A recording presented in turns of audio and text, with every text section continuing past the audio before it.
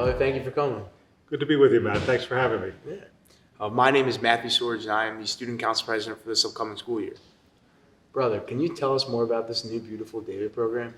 Well, the building itself, the addition, was approved by the Board of Trustees several years ago, and then we fundraised to supplement resources we had among parents and alumni of the David program, our trustees, and others who were interested. And the project itself was basically a one-year construction project. You remember coming back last year, and there was this mysterious 30-foot hole in the ground, which nobody quite understood what was going to come of that. But that was a rearranging the utilities to allow for this expansion. And the David Center itself, contains offices for the 6 teachers, including the director, a small group study room, this large group room that we're in right now, and really represents a great opportunity to deliver the services of the David program and increase the feeling of community among the participants. For the freshmen, could you share more about what the David program is all about? Okay, the key thing to remember is that the David program is one of LaSalle's most important diversities. It is a program for students who learn differently in diverse ways, and it allows students from all sorts of backgrounds to learn successfully at LaSalle because their learning differences, whether it be a dyslexia or the equivalent with mathematics, or if it is executive function, something like that, students learn how to develop skills to help them with that, and also how to advocate for themselves, how they learn best. And this allows our community to have the presence of some exceptionally talented young men. And so I see it as a great part of what makes LaSalle LaSalle. What are you most excited about having the David program connected to the main school building for the first time? I think like construction and architecture reflects your priorities. And of necessity, when this program was founded, the only place it could go was in what was then called the cottage. Now we're calling it Reagan House. The cottage was bedrooms originally for male servants on the estate, and then it became bedrooms for Christian brothers. And a couple of them were moved back to the main house, and the David program went in there. But it was like living in a small 5-bedroom house, sort of. It wasn't suited for a 65-student program. So I'm happy now to integrate the David program into all the programs of the school. I think it provides some great opportunities for the teachers in the David program to interact more easily with the students' subject teachers, and vice versa, for the students to drop in and out, to work collaboratively with students who might not be in the program in this space on common projects they have. So it's a lot of positives, also allowing us to move the business office eventually over to what's now Reagan House. What other areas are new this fall? Well, as you go around, I think we have finished about 5 more classrooms of the future, and you notice that the design isn't simply reiterative. Every year, based on teachers' suggestions and experience teaching in the classrooms, we make certain design improvements and add things or take things away, resize things. So those classrooms have all been improved. If you look across the driveway, you'll see that, first of all, the driveway got a facelift, which it needs to get periodically, the parking lots. And then we've done the Alumni House itself is getting a new roof and siding, a new shell on it to go forward for the future. And then internally to all the buildings, like if you look at the chapel, has gotten new furnishings and carpet. The guidance office is also renewed. And then go around to the front of the school. I think the main office turned out especially nice with its facelift. It looks like very warm and welcoming, and not much like a school office. There's a lot of new teachers this year. Could you tell us about the expansion of some of our academic programs? Right. There are some new teachers. Some of it is how we're deploying resources. So like Mr. Mitch is now teaching full-time in science, which created an opening in campus ministry. And we also had some naturally occurring openings in programs like religion and English. The vacancies were filled.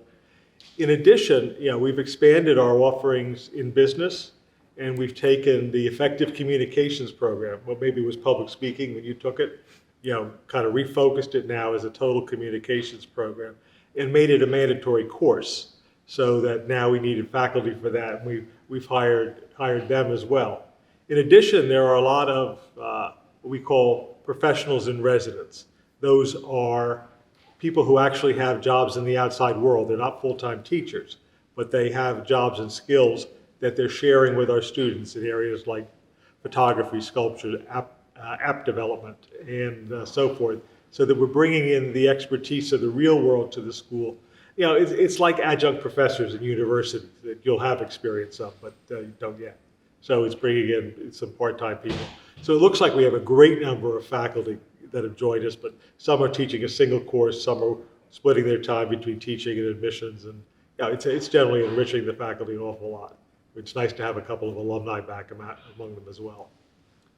You usually travel around the country as part of your job as president. Where are you headed this year? Well, I mean, I'm going to start off by visiting the young alumni in Pittsburgh at the various universities. We had a lot of kids last year go to Pitt. And then following that, there'll always be the trips to Philadelphia area colleges, several different versions of that. I'll be going to Penn State. I'll be up in Boston and Providence for a bit. And then in the winter, understandably, I'll make the southern swing, go down to Florida and see some of our older alumni who locate or relocate down there, and also the students who might be in the various colleges in the South. We have a spring break that may not align with college's spring break, so I'll have to see what could be done with that. Is there any advice you would have for me as a new president or for the student council for this year? Yeah, I mean, I think the basic advice is a simple one. See your people. I mean, Elvis has a slogan that good leaders always see their people. I mean, you know enough history to know that the French Revolution, Louis XVI was beheaded in the 1789, I guess it was. And that was because 125 years later, his great-great-great-grandfather, Louis XIV, moved to Versailles.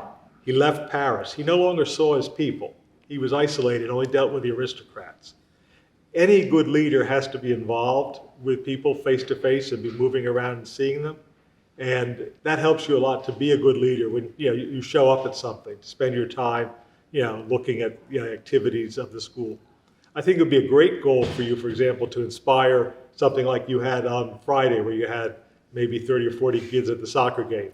You know, post-COVID, we've never rebounded to the levels of attendance that we had.